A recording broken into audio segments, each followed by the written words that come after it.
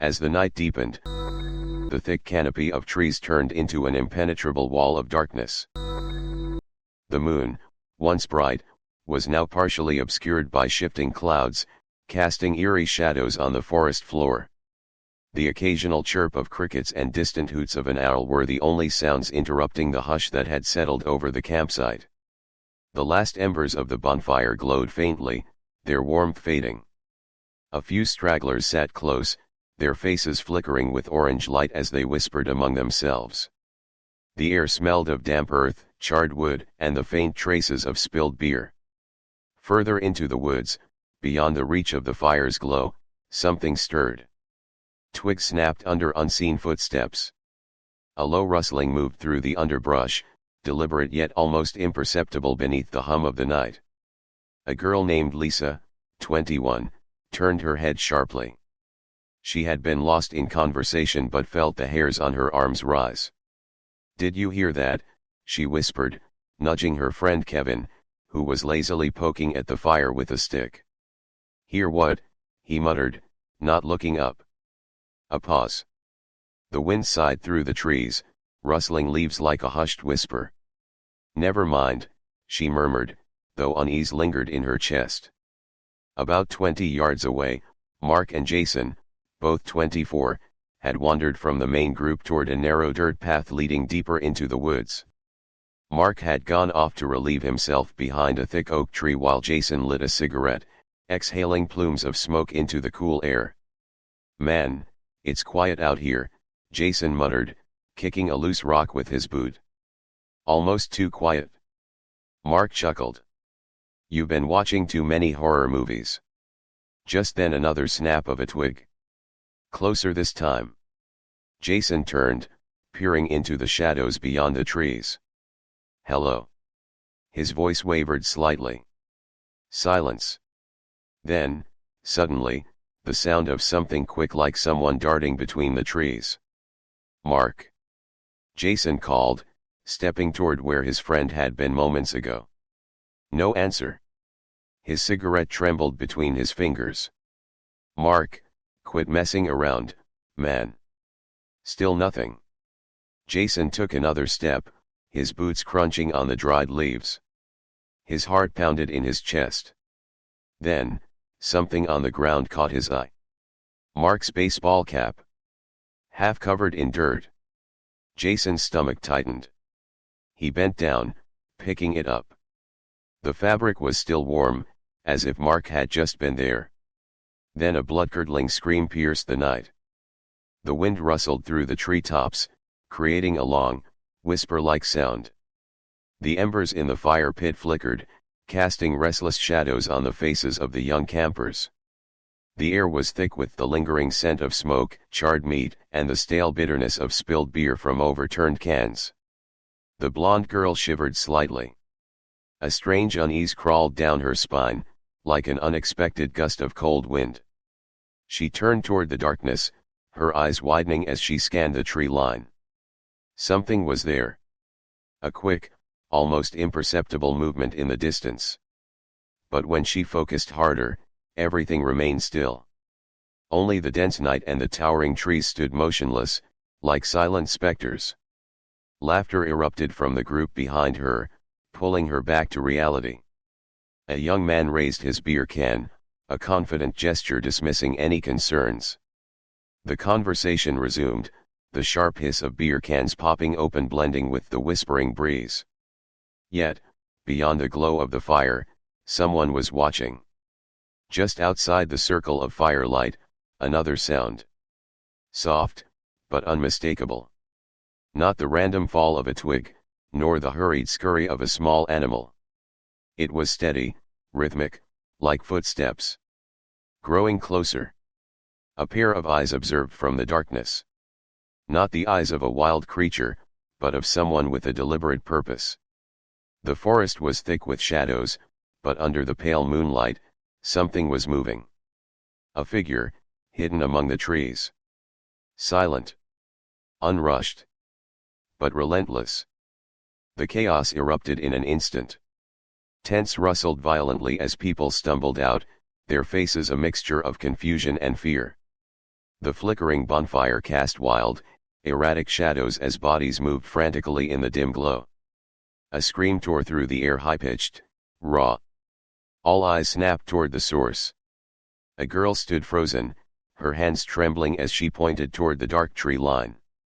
There, just at the edge of the woods, something lay half buried in the dirt. A shoe. The laces were still tied. The fabric, slightly crumpled. It looked as though someone had been standing in it only moments ago before stepping out and vanishing into the blackness beyond. The night swallowed every sound except the rapid, panicked breaths of those still standing around the fire. Someone whispered, barely audible, "Where's Mark?" No answer. A young man sprinted toward the shoe, his boots crunching against the dry leaves. His hands shook as he bent down, fingers hesitating before picking it up. The rubber sole was warm. He turned back to the group, his voice tight. He was just here. The fire crackled. A log collapsed, sending a shower of embers into the air. But beyond the circle of light, the forest remained silent. Too silent. Then a sound. Not a scream. Not a voice.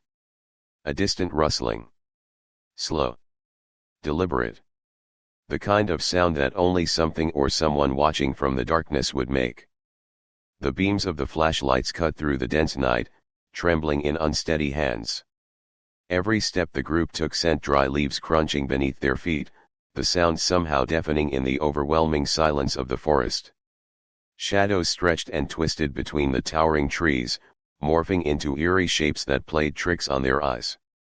"Mark!" The shout rang out, sharp and desperate. Another voice followed, more panicked this time. "Come on, man, this isn't funny." The only answer was the monotonous chirping of crickets and the occasional rustling of leaves in the wind. No footsteps. No calls back. Nothing. They fanned out, cautiously stepping over gnarled roots and patches of damp earth. The air was thick with humidity, sticking to their skin like an unseen weight. "He was just here," a girl whispered, voice trembling. "How could he just disappear?" Someone swung a flashlight toward the ground near the lone shoe. It still lay there, undisturbed, a silent testament to Mark's sudden and inexplicable vanishing. The laces remained tied, the fabric still slightly creased from being worn. One of the young men, Jason, bent down and hesitantly picked it up. It was warm. That meant Mark had only just lost it. But why would he have left just one shoe behind? And how? His throat tightened. People don't just vanish without a sound.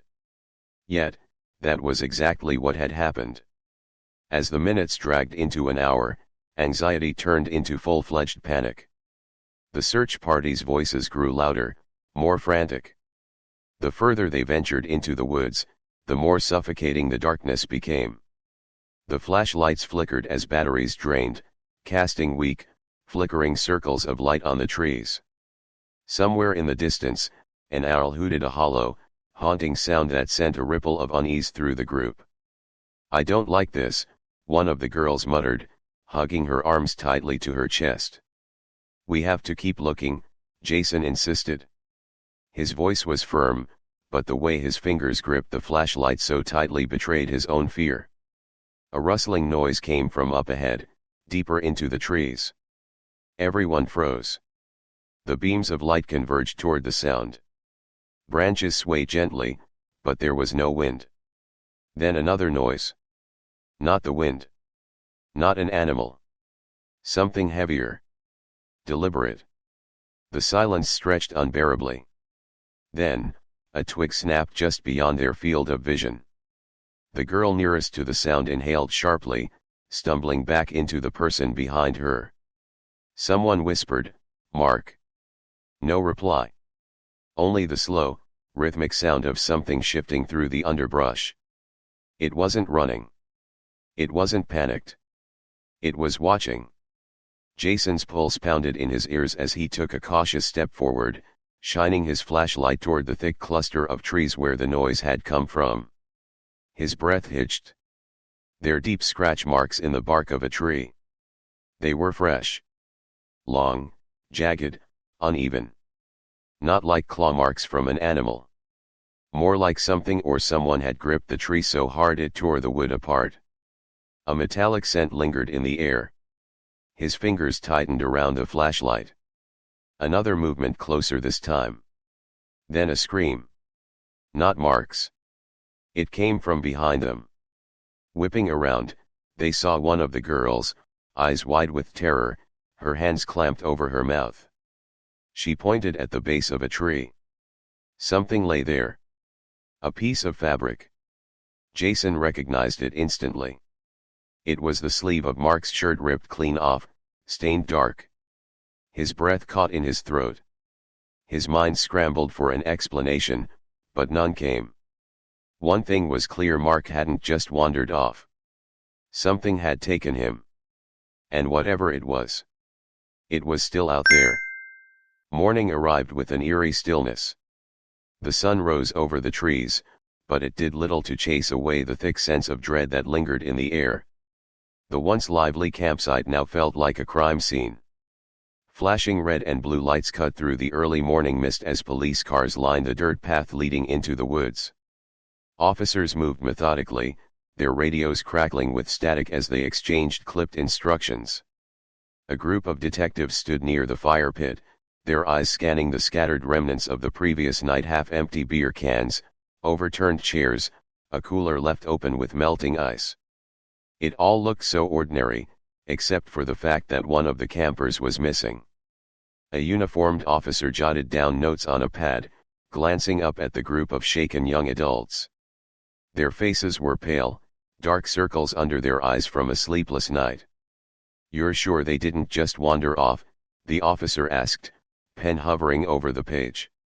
A camper. Jason shook his head vigorously. His voice was raw, exhausted. "No way. Mark would never just leave. Not without telling anyone." The officer glanced toward the woods, the towering trees casting long shadows across the ground. He had seen cases where people wandered off drunk and got lost, but this felt different. By midday, search teams had arrived. Officers, park rangers, and local volunteers spread out in a grid formation, combing through the dense foliage. Search dogs sniffed the ground, their handlers urging them forward. Every so often, one of them would bark, but each time, it led to nothing: just fallen branches, damp earth, and untouched patches of grass. Above, helicopters circled, their blades chopping the air, scanning the tree line for any sign of movement. Nothing. Not a single footprint, no clothing, no disturbed brush. It was as if Mark had never been there at all. One officer knelt by the spot where Mark's shoe had been found. He studied the ground carefully, running a hand over the cool soil. It was undisturbed. No drag marks. No scuffle. If Mark had been taken, it had happened in complete silence. Back at the campsite, the remaining campers huddled together as the officers continued their questioning. Did he have enemies? No. Did he ever talk about running away? Never. Was he drinking last night? A little, but not enough to get lost. The frustration was evident in the officer's sigh. People didn't just vanish. There had to be a reason, an explanation. But as the hours passed with no leads, even the authorities couldn't deny the strangeness of it all. Mark was gone. And nobody could explain how.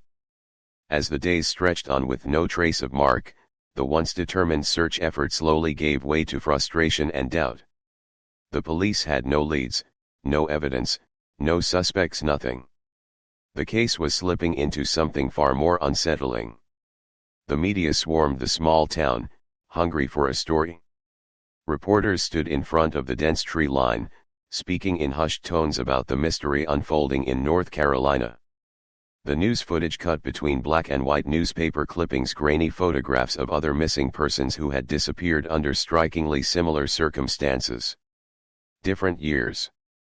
Same area. Same eerie silence.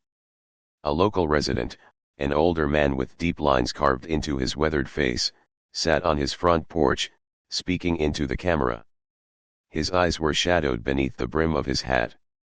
"This wasn't the first time someone disappeared in those woods," he said, his voice low, almost reluctant. "There's something unnatural about that place." He took a slow drag from his cigarette, exhaling a thin stream of smoke into the humid air. "My granddaddy told me about a man who went missing back in '53. Same way. Sitting round a fire one second, gone the next. They searched for him for weeks. Never found a trace. People don't talk about it much, but it ain't right." Another resident, a woman in her 60s, spoke next. She kept glancing toward the woods behind her, as if she didn't like talking about it out in the open. "My mama used to tell me, if you hear something calling your name in those trees, you don't answer. It ain't human." Her voice lowered to a whisper. "Some folks say there's something in there. Not an animal. Something else." Back at the campsite, what remained of the group couldn't shake the feeling of being watched. Even in broad daylight, the woods felt off. Jason sat on a log, staring into the trees, his knee bouncing anxiously. "I don't buy that he just wandered off," he muttered. "No way." The others didn't respond. They didn't know what to believe anymore. A girl, arms wrapped tightly around herself, spoke barely above a whisper. It felt like something was there that night. Watching. Waiting. No one disagreed. Because deep down, they all felt it too. The wind rustled through the towering pines, sending dry leaves skittering across the forest floor. The sun hung low in the sky, its golden light barely piercing the dense canopy above. The woods were eerily silent, save for the occasional snap of a twig beneath hurried footsteps. Two hikers navigated the uneven terrain, their boots sinking slightly into the damp earth. They hadn't meant to wander this far from the marked trail, but something about the too quiet made them uneasy. One of them, a man in his early 30s, adjusted the straps on his backpack and squinted ahead. "Hey, what's that?" His companion followed his gaze. Something out of place caught the light, barely visible beneath a pile of leaves. They hesitated before stepping closer. The first hiker knelt, carefully brushing the leaves aside. As the dirt and debris were swept away, a sense of unease settled over them. A piece of fabric, tattered and faded, peeked through the soil. It was ripped, as if it had been torn violently. And beside it a single shoe. The discovery sent shockwaves through the community. Within hours, the forest was swarming with police officers, search teams, and forensic experts. Yellow crime scene tape stretched between trees, marking off the clearing where the hikers had stumbled upon the evidence. Officers photographed the scene, carefully documenting every fragment of fabric, every disturbed leaf, every possible clue. Detectives stood in a tight circle, whispering among themselves. "We need to expand the search area," one of them said grimly. His expression was tense, his jaw set. Something happened here. The dogs were brought in again, their noses sweeping the ground, their handlers urging them forward. The search teams moved deeper into the forest, combing every inch of the surrounding area. But despite their efforts, despite the growing pile of questions with no answers, there was still no body. Just the scattered remains of someone who had been here. Someone who had never been found. Inside the small-town police station, the air was heavy with resignation. The harsh fluorescent lights buzzed overhead, casting a pale glow over the cluttered bulletin board. Detective James Carter stood in silence, a deep frown etched across his face. With a sigh, he reached for a thumbtack and pinned a faded photo of Mark the missing camper onto the section labeled Cold Cases. The wall was already littered with similar photographs. Familiar faces. Lost souls. Unanswered mysteries. The case file thick with reports, witness statements, and forensic analysis sat untouched on a nearby desk. It had been months. No leads. No new evidence. No body. Just questions. The campers had gone home long ago, some refusing to ever speak about that night again. Others obsessed over every detail, replaying the last moments before Mark vanished, trying to make sense of the impossible. The forest, once a place of adventure, became a place of fear. Hikers avoided the area. Locals whispered about curses and things that lived between the trees. The newspapers had long since moved on, but for those who still remembered, the theories never stopped. Did Mark run away? Some believed he had orchestrated his own disappearance, slipping into the night to start a new life. But those who knew him best dismissed the idea. Mark had no reason to leave. No motive. Was it an animal attack? Yet, there were no signs of blood, no struggle, no remains. Even the most vicious predators leave behind something. Was it something or someone hiding in the woods? The most unsettling theory was also the one no one wanted to say out loud. What if he was taken? What if something was out there, waiting, watching?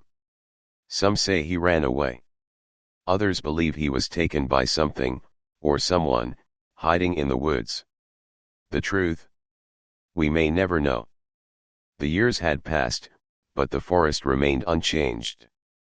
The same towering trees stood, their gnarled branches swaying in the wind, whispering secrets only the night could hear. The undergrowth had grown thick again, concealing whatever truths had once been buried there. The camera slowly drifted through the empty woods. No campfires, no laughter, just the deep, unsettling quiet. No one camped here anymore. For those who had been there that night, time had not erased their fear. Some refused to speak of it. Others couldn't stop thinking about it, about the shadows that had stretched just beyond the firelight, about the eerie silence that followed Mark's disappearance. Jason, now in his late 60s, sat on his porch, staring at the woods in the distance. It never made sense, he finally said, his voice worn, his hands trembling slightly. We should have heard something. Seen something. But it was just, gone. Like he was never there. A woman, once one of the young campers, now a grandmother, held an old, faded photo of the group. A picture taken just hours before that night changed everything. Mark was in the center. Smiling. Alive. Her fingers traced over his face. He's still out there, she whispered. Somewhere. Back to the forest, the place where it all began. A gust of wind swept through the trees. Leaves rustled, branches creaked. For a brief moment, the silence was almost unnatural. Like the woods themselves were listening. Watching. Waiting. Then,